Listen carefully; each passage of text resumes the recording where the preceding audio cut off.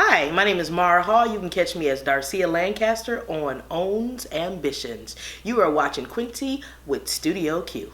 Studio Q Show, now you know. Hey, it's your girl Q, and I am here with Mara Hall. You know, I've heard people call you Mara.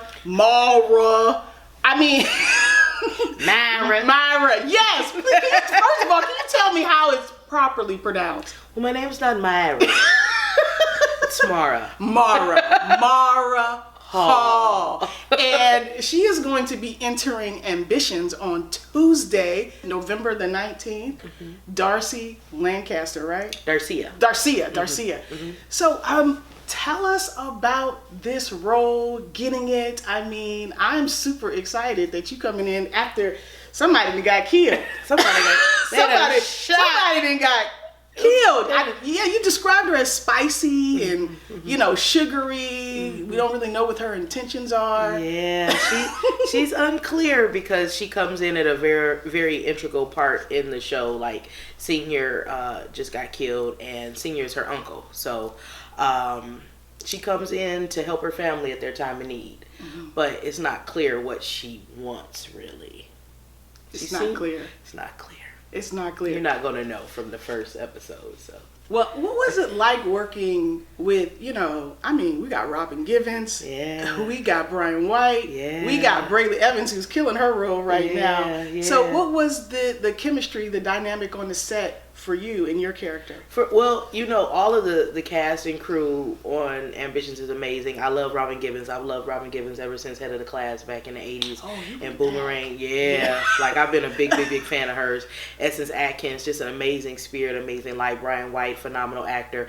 And unfortunately, I only worked with Brian and Brayley, and then also Gino Pesci.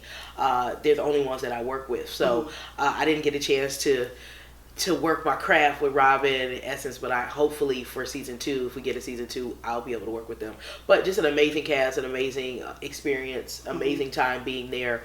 I was fortunate enough to be in LA for 11 years before I got this very, very, very amazing role on Ambitions, and it's been a true testimony of faith, perseverance, and sticking to your dreams and making it happen. Yeah, I mean, because but what is it like? You have a 2-month-old, right? How old is she now? Now she's 10. She's 10 months. She's 10 months. She was 2 months when you started. Mm-hmm. So what was it like managing her being 2 months and going and acting on the set of Ambitions? I don't know how I did it. I really don't, because I said I have to learn these lines. I have to go to work. This is serious. I don't want to mess this up. So I would give her to her dad, and I also had a nanny at the time, Miss Janet. Shout out to Miss Janet. Shout out to her dad too. And they just took that when I couldn't. I had to shut off mommy role and just really focus in and become an actress, because if I didn't, I wouldn't been able to concentrate and been able to do my due diligence as Darcia. So it's all a blur because it moved so fast. It was literally, I had her and then I'm on set. Yeah. Yeah, it was very, very, very, very interesting and hard at the same time. I would imagine so. That's why I'm like, how did you manage that when she was 2 months? But what was really dope that I, discovered in doing research on you is that you were 6 to 7 months when you auditioned for this role. And not only did they say, we keeping you, we are going to relocate you to Atlanta. Tell us about that. In entertainment and in acting, women were always afraid that, like, if we get pregnant and we start a family, is that going to affect our career? And luckily enough, the OWN Network and Lionsgate and Will Packer Media and Productions were so compassionate enough for me that they said, hey, go have your child. We got you. When you come back, you'll be ready to go. And they were just nice enough and compassionate enough to let me live my dream out loud and let me still be on this wonderful, amazing TV show in spite of being pregnant. Yeah, because only women have to worry about that. Only women. And sometimes people do discriminate against you because of that. So lots of times. So they didn't do that, and I'm just so happy and so grateful that they were able to look out for me and make my dreams come true. Was that an answered prayer from the universe? Oh, it was an answered prayer from Jesus, Jehovah Jireh. God. In God.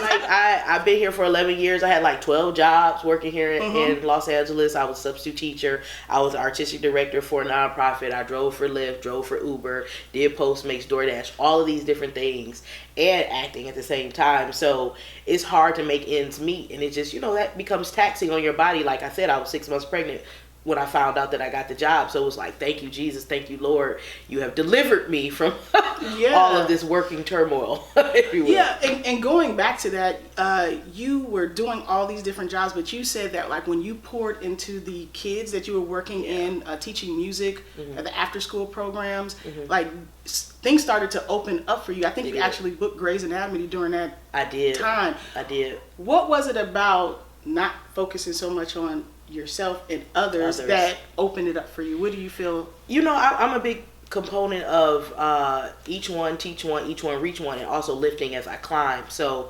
I was fortunate enough to be able to give back to the community through music. My degrees are in music education and in clarinet performance, and so I was teaching at Hollywood High School after school program, giving up my time. I started off as a volunteer, then they hired me on. But when you focus on other people besides yourself, and you become selfless instead of selfish, the doors open wide for you. When you're pouring into, and it's just not all about you, when you have a purpose other than yourself, I think the universe responds to that, God responds to that, and really makes things happen in a positive light. So whereas I'm not focusing on acting all the time, I'm focusing on, okay, Pedro, we got to get this trumpet part together. We got to get our knees up high. We got to stretch. We got to make sure we got these songs and these notes. Instead of worrying about, how do I look and, what's going on. No, it's about the kids. It's not about me. So I think that was the catalyst that catapulted my career. And what is it that you taught them that you subscribe by and every practice? Just always give 110%. I'm a queen and I'm destined for greatness. And I can do anything that I put my mind to. If you work hard, you treat people with kindness and respect. When you auditioned for Monique's Fat Chance. Oh, you done went, woo! You done went back. Woo! I mean, you were in the top 2. You didn't get it. But what about that experience made you pursue television seriously?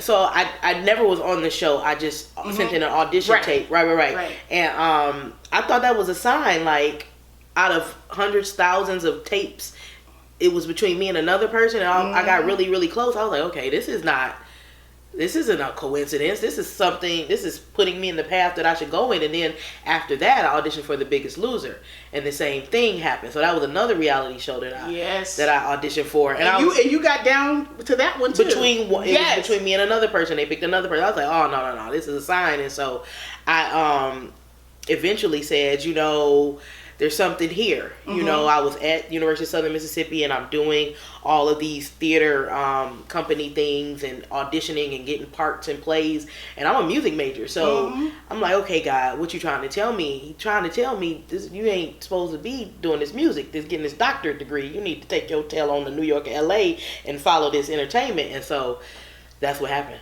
Wow. Yeah. And what I love about it is that some people look at that and say, I didn't make it. So you know what I mean? But you use that it's a sign. To inspire you. That's what I love about that. Because at the same time, like I didn't get those roles, but I still got a role in a main stage play at a university, beat out all of the theater students. I'm not a theater student. And then I went to Detroit, got in a musical and got in a couple of plays, and I'm like, this is what you're supposed to be doing. Well, you said that being a plus size woman did not deter your confidence. When it comes to acting, because you are a character actor. Please let us know what a character actor is for those who don't know. So a character actor is someone that is not like your lead. Well, they can be leads, but it's not your stereotypical, like, pretty, long hair, very thin, the object of someone's desire. They're your post office worker. They're your person next door. They're your truck driver. They can play any role that you give them, comedic or dramatic, pretty much. And why did you have the perspective that, I'm not going to be limited by what the external world thinks. I'm going to be a character actor. It's going to lead me probably to be a leading lady one day. How did you have that perspective in a world that completely just, stereotypes and look down sometimes on plus size? In LA, plus size could be 130. Yeah. Well, when I you're right about that. It's really interesting because I embrace my fluffiness, and I never felt any type of way that I was I did because I suffered from severe low self-esteem growing up because I was always the fluffy girl and I always got teased and bullied because of that.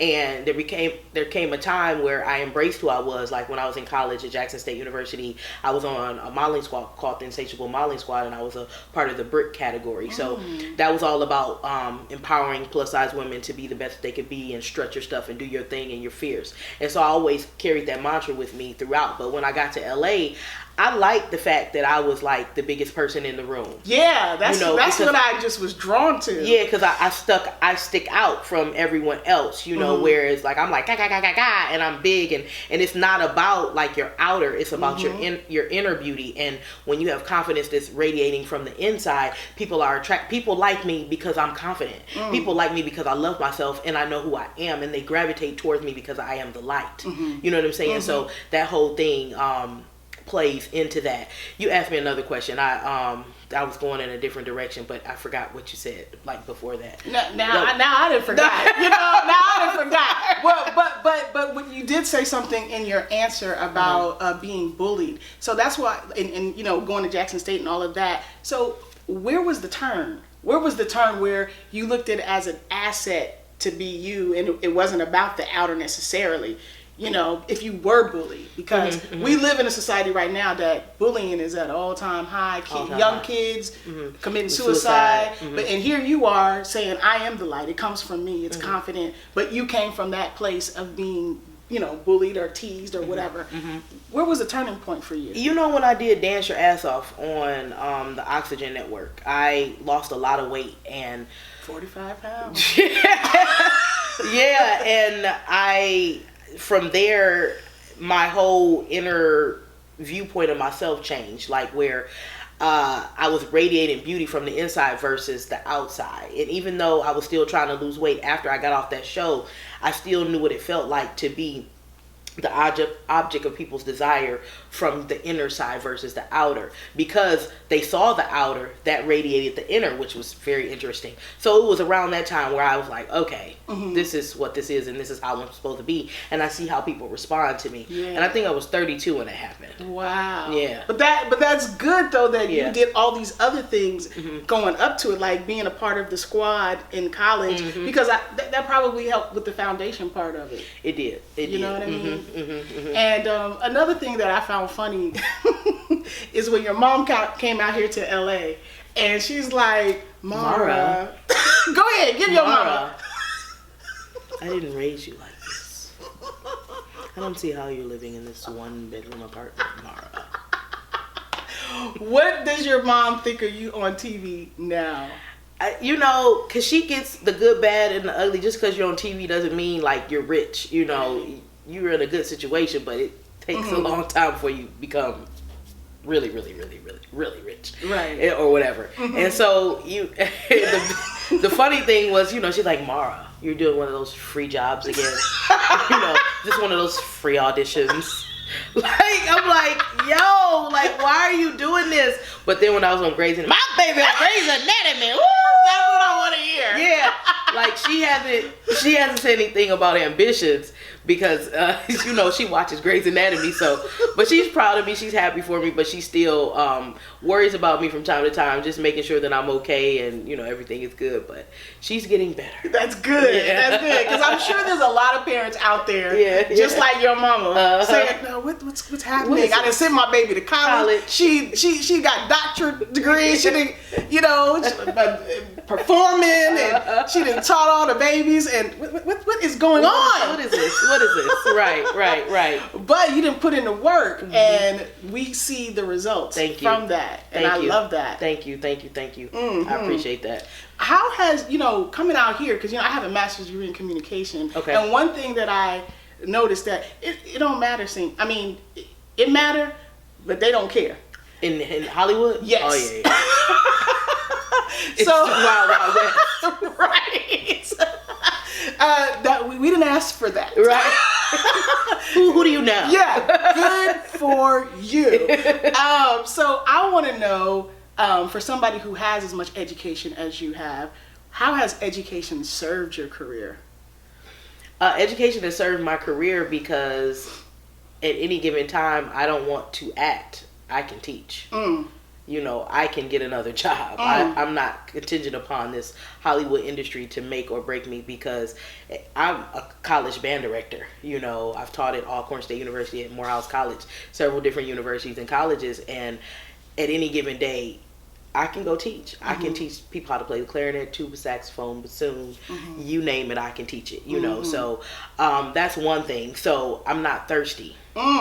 Okay? I'm not desperate. So in my own eyes, this is the first step. But if I don't get another job after Ambitions, it's okay because I've made it. I'm on a TV show. I'm a series regular on a TV show. And that was my main goal, to become a series regular on a TV show. Now, I have goals after that. But I made it. I made it. Mama, I made it. I made it. Okay? Now, do I want some more jobs? Yes. But I done made it. Right. You know, so, and I'm sorry, I'm a fool. That's why we love you. That's why you got all these jobs. But at the same time, I do hear what you're saying. There's so many people that work in the entertainment industry who don't have degrees. Right. I just think it makes you a more well-rounded actor.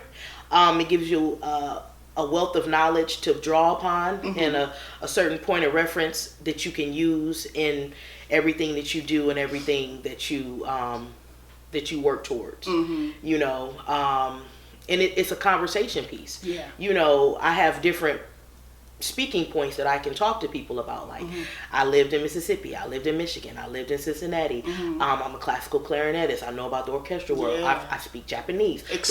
Japanese? Yeah. Konnichiwa, watashi no nama wa nan desu ka? Oh, yes! This black excellence over here.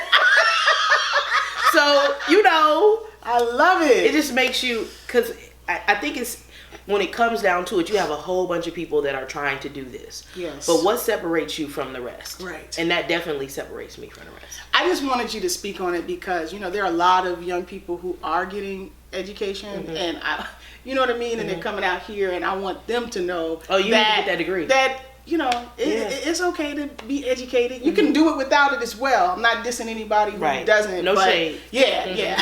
But, you know, it has been an asset for you. It's been an asset, you know, definitely. and that's what I love. You said that being a band director in Detroit was some of the best days of your life. Tell me why. My babies. Oh, come on. You're not going to get me to. It's okay. So, I had the most amazing experience first at Ann Arbor Trail Middle School, where my first year as a band director, we raised $13,000 for uniforms for my students. And this was in 2002, I think. And then the next year, I took them to my alma mater, Jackson State. I took like 75 kids with me, 75 kids and parents total, to where I went to school, because it was very important to show my students what I went through and let them experience that whole experience. And this was around the same time the Drumline came out, so it was really, really, really huge. But my students are the reason why I'm the person that I am today. Like, teaching them all of the different nuggets that they need to be successful. I live by all of those things today. I still talk to, like, one of my students, her name is Courtney Brown. She's actually doing my hair when I go to Detroit on Tuesday, because she's a hairstylist, but she also works in HR. But I taught her how to play the tuba, so we're still all connected, and it's just the best time ever. Also at Henry Ford High School, unfortunately, I was laid off as a band director in Detroit in 2006, but that was the catalyst that brought me to LA, because I'm like, okay, I don't need to teach no more. But best time of my life teaching in Detroit. Because the kids poured back into you. Oh, they did, and they loved me as much as I loved them. Another point, when your brother passed away from diabetes, did that awaken something in you to become an advocate? Or did it have anything to do with you holding the mantle? Or Well, yeah, it does, because diabetes is the silent killer, and it's a serious disease, and it was very, very hard for me. It really made me appreciate life, and also it gave me another perspective on when people pass away. Because if, like, you lived, he was 28 when he died. Yeah, and so now, like, if people pass away, I'm like, oh, they lived a good life. They lived more than 28 years. Amen. And so it gives me a different perspective. But it did tell me, Mara, like, you got to get your stuff together, because this can kill you, you know. And every day I live with that, because it's very difficult maintaining a healthy lifestyle, eating right, exercising, especially if that's something that you don't want to do. You know, I'm keeping 100. I like chicken and I like French fries. Okay, so. and most of America does. So. Yeah. It's a struggle, but I make light of it, but I'm serious. It's very difficult maintaining that if that's not something that you naturally do, because there are some of us who really love to work out, who really love to eat healthy, and that's their thing. It's not my thing. So I have to work hard at it becoming my thing. Okay. And it's always a challenge. Gotcha. Well, how do you take, this is a segue into taking care of yourself. You have a new baby, husband, new show. How do you make sure you don't lose you and all of the things that you're doing, and practice self-care? One of my good friends from Memphis, Tennessee, Sheila Spears, she told me, shout out to Memphis. Give you love, Tam. Give you love. She told me, take time for yourself. Like, get a babysitter, go have a cocktail, go to the movies, go shopping, go get your nails done, go get your toes done. And so ever since Marley was born, that's what I would do. If I felt myself getting like stressed out or overwhelmed, I would go and do those things. So I think it's very, very important. I have a problem or difficulty with keeping all of the things that I have to do as far as my acting career, because now I'm self-employed. I have my own production company, so I have to keep everything going, and it's more difficult than it was before all of this, because now that I'm here on this platform, I have to maintain this status and even go higher than what it is. So it's a lot more difficult. So self-care is all in like eating right and exercising. I have to work more on that. That's very difficult for me, because it's easier for me to go get a glass of wine than to go get fresh green juice from Jamba Juice. But I'm also just talking about mental health too. Oh, well, especially being an entrepreneur. I mean, right. You got to make sure you just can unplug sometimes. Unplug, and it's important to me that I go visit family and I travel. So I go to one big important key to me is going back to Jackson State and going to football games. And that releases all of my anxiety, and it keeps my mental health and being around my friends and my family in Detroit and all around the country. So that's how I balance and maintain my mental health. But I also have a therapist that I go see too.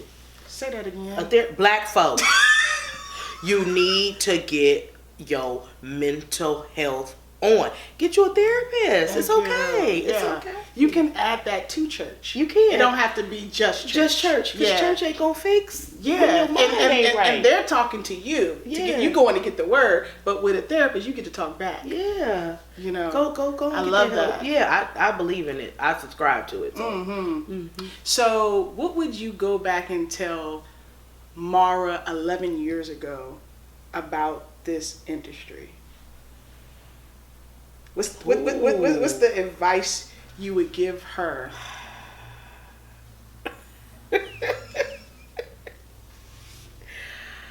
Everybody is not your friend. You can't trust most of the people you come in contact with in the industry, unfortunately. Judge people, or not judge people, but evaluate people on their actions, not what they say. If they prove to you through their actions that they're good people, or that they're solid, or they're reliable, then go with them. If you don't see it in their actions, don't fall for the okie doke. That is like some of the best advice ever, because we always want to hear a good word, don't we? But sometimes it does not match what the actions are. So that's a really good indicator. Yeah. Do you think Mara 11 years ago would have listened to you?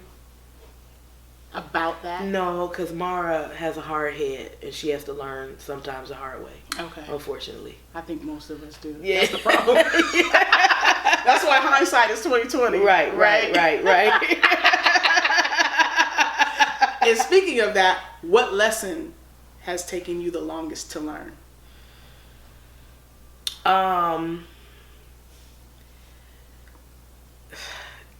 Keep your own. My mom always tells me to keep your own counsel. Keep your mouth closed. You don't have to tell everyone what you're doing. Like, keep your own counsel. Keep a small circle. I'm so transparent. I'm so open that I'm so trusting of everybody. And everybody doesn't have your best interest at heart. And I've had to learn that time and time again, over and over and over again. So that's the biggest lesson I've had to learn. And what advice would you have for people coming into this business who want to accomplish what you've already done? If you don't want to struggle, don't get into the acting field. If you don't want to hear no a million times, don't get into the acting field. If you don't have thick skin, this is not what you want to do. If you can't see yourself doing anything else but this is not the career for you. Because it's hard. It's very hard. It's very difficult. It's not easy. You can do it, but you have to train. You have to surround yourself with the right people. You have to make the proper decisions as far as where you're going to live, what you're going to do. And you have to be phenomenal at your craft in some type of way. Because other people are doing it. They're doing the same thing. They're doing the same thing you are. Yep. Yep. Wow. Man, I want to know, like, the little girl who sold cookies from Sam's Club and was an entrepreneur back in the day. How does she show up in the Mara we see right now? She's the hustler, the Detroit hustler.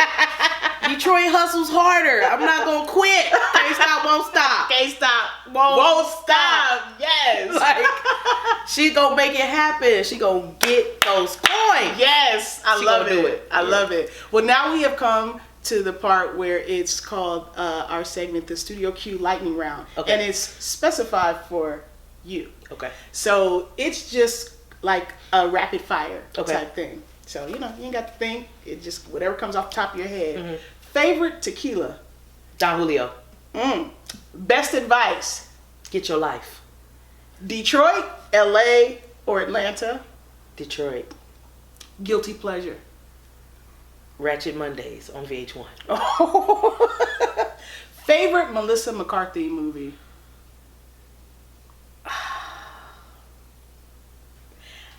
I can't name a movie. I'm going to say Mike and Molly. Her TV show. Her TV show. Okay, all right. I thought you were going to say like Bridesmaids. You said the first thing. I'm like movie. Draw a blank. And of course it's Bridesmaids, but I done forgot. So Mike and Molly.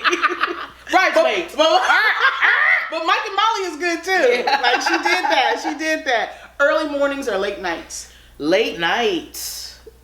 Okay. Favorite John Coltrane song you used to put your daughter Marley to sleep? Naima. What did you buy with the $3,000 that you won dancing with Jamie Foxx? A nice new Frigidaire refrigerator.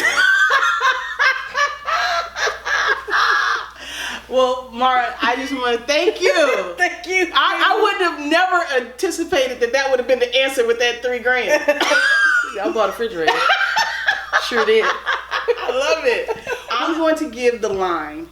You tell me the role. Okay? Okay. All right.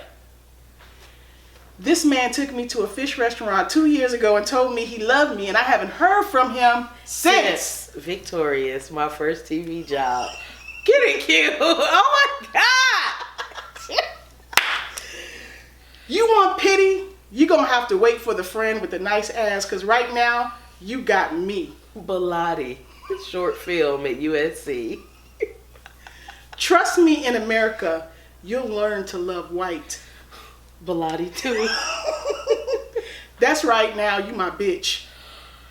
Whitey goes to Compton. The Parmesan cheese is gooder than a bitch.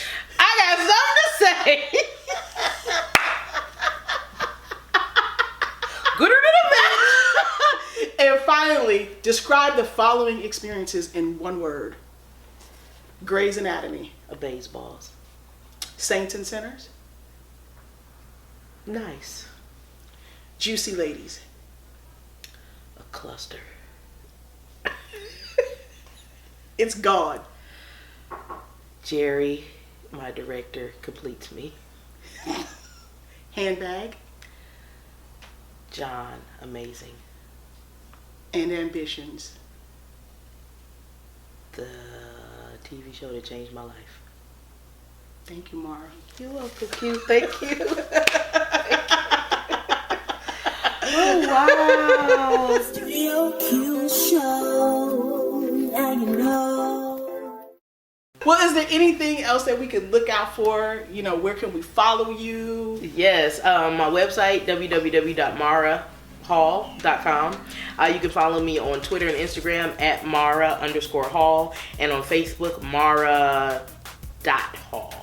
Also, Juicy Ladies, my short film is coming up in February on Aspire TV, and my online social media movement show, I Got Something to Say. You can follow us on Instagram at IGSTSTV.